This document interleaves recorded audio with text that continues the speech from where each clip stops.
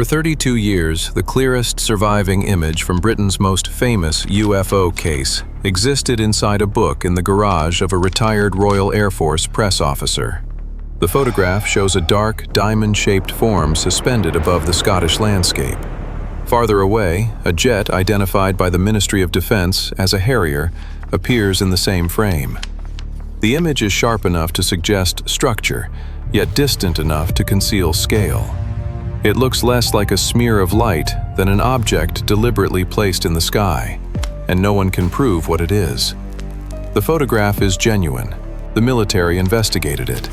The witnesses disappeared from public view. The original negatives are missing. But the most repeated claim, that the British government classified the photograph until 2076, is not true in the way the legend tells it. The real story is more complicated, and in some ways, more disturbing. On August 4, 1990, two men were reportedly walking on moorland near Calvine, a small settlement in Perthshire, Scotland. They were said to work at a hotel in nearby Pitlochry. Their identities remain uncertain, and almost everything known about the encounter comes through the newspaper staff and officials who later handled their material. According to the account recorded by the Ministry of Defence, the men saw a large, diamond-shaped object hovering in the air. It made no sound and showed no obvious means of propulsion. They watched from cover while one of them took 6 photographs. During the sighting, a jet passed through the scene. The witnesses believe the object remained motionless for roughly 10 minutes before climbing vertically and disappearing. That movement is often described as instantaneous acceleration, but no surviving public image captures it. The extraordinary departure exists in testimony, not in the photograph. What the camera preserved was one frozen arrangement. Landscape below, diamond in the center, aircraft in the distance. The men took their photographs to the Daily Record, a major Scottish newspaper. The paper contacted Craig Lindsay, the RAF press officer at Pitreavie Castle, seeking a response. Lindsay received a print, interviewed one of the witnesses by telephone, prepared a report, and forwarded a copy of the image to officials in London. The ministry asked for the remaining photographs and the original negatives. The Daily Record never published the story. That silence became the first foundation of the conspiracy. If the photographs were worthless, why did the military want them? If they were convincing, why did a newspaper abandon one of the most explosive stories it could have printed? No surviving document provides a definitive answer. The common version says officials seized the negatives and ordered the witnesses to disappear. The paperwork is less dramatic. It shows that the material entered the defense system for analysis. At one stage, officials indicated that the negatives had been returned to the newspaper, but neither the Record nor later researchers could locate them. There is no public order proving that 2 hotel workers were threatened into silence. There is also no evidence that their names were scrubbed from every record.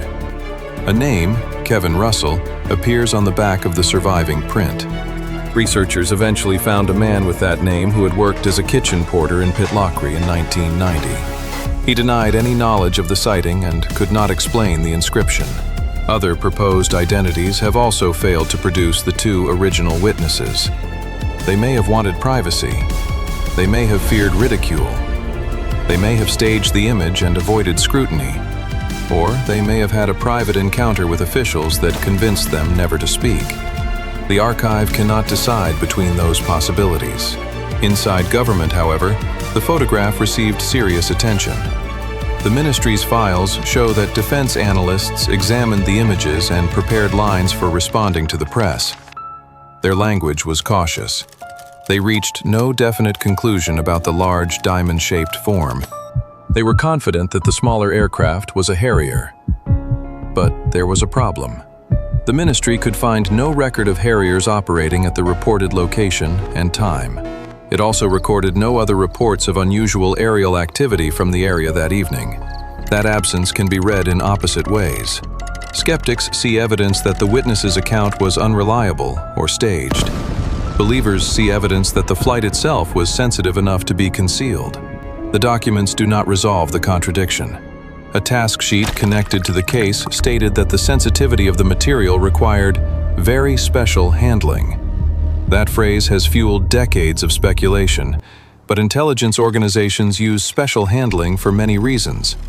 Classified aircraft, foreign technology, personal information, sources, methods, or simple uncertainty around material that could create public attention. It proves the photograph mattered. It does not prove the object came from another world. Years later, former Ministry of Defense official Nick Pope described seeing a poster-sized enlargement of the Calvine image on the wall of the office where UFO reports were handled. Pope joined that office after the original 1990 event, but he remembered the photograph as one of the most compelling cases in the files. According to Pope, the enlargement was later removed. This became another famous scene in the legend. An image too dangerous to remain on a government wall, taken down and locked away. But a missing office poster is not the same as a classified original photograph. The ministry eventually released redacted Calvine documents through Britain's National Archives. By 2009, the public could see poor quality photocopies derived from the images, along with notes describing the sighting and the official response. The case was no longer completely buried. Then came the date 2076, when researchers learned that the complete version of one file would remain closed until January 2076. Headlines transformed an archival privacy restriction into a lifetime national security lock on the UFO photograph. The protected material appears to concern personal information, including witness identities. British records containing personal data can remain closed long after the operational details around them are released. The date is real. The popular interpretation is misleading. The government did not announce that an extraterrestrial secret was too dangerous for humanity until 2076. A redacted version of the file was already public. Other Calvine material had already been released. What remains restricted may reveal who reported the incident, not what the object was. That correction removes one layer of mythology without explaining the photograph. The breakthrough came through Craig Lindsay. Journalist and academic David Clark spent years tracing the path of the image through government records. A reference to an RAF press officer eventually led him to Lindsay, who had kept the original print supplied to him by the Daily Record. Lindsay had not staged a daring theft from a classified vault. He had retained the copy sent to his office, stored it safely, and largely forgotten where it was. When Clark contacted him, Lindsay searched his papers and recovered the print from an old reference book. In 2022, he donated it to Sheffield Hallam University. For the first time, researchers had access to a high-quality physical artifact that could be compared with the photocopies in the government files. Photographic specialist Andrew Robinson examined the paper, grain, printing process, cropping, marks, and relationship between the surviving print and the copies previously sent to the ministry. His conclusion was important, but frequently misquoted.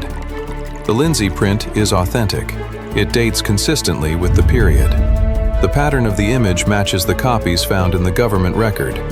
Robinson found no evidence of darkroom manipulation, compositing, or double exposure in the surviving print. As far as the photographic material can show, the camera recorded a real scene in front of its lens. That does not mean the diamond was a 100-foot aircraft. A genuine photograph can record a model, a suspended object, a reflection, a distant landscape feature, or an unfamiliar aircraft. Authenticity establishes the history of the image. It does not establish the identity, distance, size, or altitude of every form inside it. This distinction is the center of the Calvine mystery. The photograph contains no reliable scale marker connecting the diamond to the landscape. The Harrier appears small, but its distance from the camera and from the diamond is unknown. If the jet was far behind the object, the diamond could be relatively small. If both were at similar distances, it could be enormous. A single, two-dimensional image collapses those possibilities into the same frame. Perspective can manufacture size. Imagine holding a coin close to a camera while an aircraft crosses the distant sky. The coin can appear larger than the jet without being larger in reality. Unless the relative distances are known, comparing their dimensions produces an estimate built on an assumption. That is why the often repeated size of 100 or 130 feet cannot be treated as a measured fact. The photograph also inspired a reflection theory. Some analysts have argued that the picture may be inverted, or that the diamond resembles an island or rock reflected in still water, with the supposed sky actually forming part of a mirrored landscape. The upper and lower halves of the shape appear strikingly symmetrical. But the theory has problems. The proposed Calvine hillside does not contain an obvious body of water matching the scene. The visible vegetation and orientation have been debated, and if the photograph were taken elsewhere, the entire reported location would have to be false. Another skeptical theory is simpler: a small diamond-shaped object hung from a branch or line. That would explain the silence, the symmetry, the absence of propulsion, and the failure to establish scale. If the Harrier happened to pass in the background, or if the photographers waited for an aircraft, the result could look extraordinary without requiring image manipulation. Yet the surviving high-resolution analysis has not revealed a visible supporting line. Absence of a visible line does not eliminate staging, especially with distance, grain, and lighting, but no physical feature in the print proves the model theory. The image survives every easy verdict. Then there is the Black Project hypothesis. The sighting occurred in August 1990, days after Iraq invaded Kuwait, and as Western militaries were preparing for conflict in the Gulf. Stealth technology was advancing behind classified programs. Rumors circulated about an American reconnaissance aircraft called Aurora, supposedly capable of extreme speed. Some former officials and researchers have suggested that Calvine captured an experimental American platform operating from or through British territory. Under this theory, the Harrier was not confronting an alien craft. It was observing, escorting, or evaluating a secret Allied vehicle. The idea explains why Defense Intelligence cared and why very special handling appeared in the file. It does not explain how a large experimental aircraft could hover silently, nor has reliable evidence established that the rumored Aurora aircraft existed in the form imagined by UFO researchers. A high-speed reconnaissance platform and a motionless diamond are not automatically the same machine. Linking Calvine to Aurora replaces one unidentified object with another unverified program. An extraterrestrial interpretation faces an even higher burden. The witnesses described performance beyond ordinary aircraft, silent hovering followed by rapid vertical departure. But that performance was not measured by radar, recorded on film, or confirmed by an identified independent observer. It survives only in an account relayed through other people. The photograph shows an unknown form. It does not show non-human technology. This leaves Calvine suspended among four possibilities: a genuine unknown craft, a classified terrestrial platform, a cleverly staged object, or a landscape and perspective illusion. Each theory explains part of the evidence and collides with another part. A hoax explains the missing witnesses and uncertain scale, but not why the material impressed experienced defense personnel. A black project explains government interest, but not the reported silence and hovering. An optical illusion explains the symmetry, but struggles with the witness narrative and disputed location. A non-human craft explains the extraordinary performance only by assuming the most extraordinary conclusion. The missing 5 photographs could transform the case. If they showed the diamond from changing angles while the Harrier moved across the frame, they could establish depth and motion. If the object never changed relative to the foreground, they might expose a suspended model or fixed landscape feature. Those frames have not been recovered publicly. Neither have the original negatives. The Lindsay print was made through a photographic copying process rather than preserved as the camera's untouched negative. It remains valuable and authentic to the documented chain. But every generation between negative and print removes information that could help determine fine details. The two witnesses could also resolve the mystery. They could identify the exact location, camera, lens, direction, weather, sequence of shots, and distance to the object. They could explain the name on the back of the print. Most importantly, they could submit their account to questioning that was impossible while they remained anonymous. After more than 3 decades, no verified photographer has done so. That silence is not proof of government intimidation, but it is the feature that prevents the case from moving beyond the image. Calvine is often described as the photograph the British government buried. The deeper truth is that the government preserved enough of the case to prove an investigation occurred, then released records that confirmed its own uncertainty. A private copy survived not because a spy smuggled it from a vault, but because one press officer kept a print sent to his desk. The cover-up narrative is weaker than advertised. The photograph is stronger. It is a genuine artifact connected to a genuine Ministry of Defense inquiry. It shows a form no analyst has conclusively identified. It includes a military aircraft that official records say should not have been there. And it comes from witnesses who, despite worldwide attention, remain outside the public story. That combination is why Calvine refuses to die. Not because the image proves visitors from another world, and not because a date in an archive proves a global conspiracy. It survives because every answer demands one missing piece. The other photographs, the negatives, the full analytical report, the flight record, or the people behind the camera. So choose the missing piece you would open first. Would you demand the 5 unseen frames, the Harrier's flight record, or the protected witness information? Tell us which theory best survives the evidence. Subscribe to the Shadow Ledger and continue to the next case file.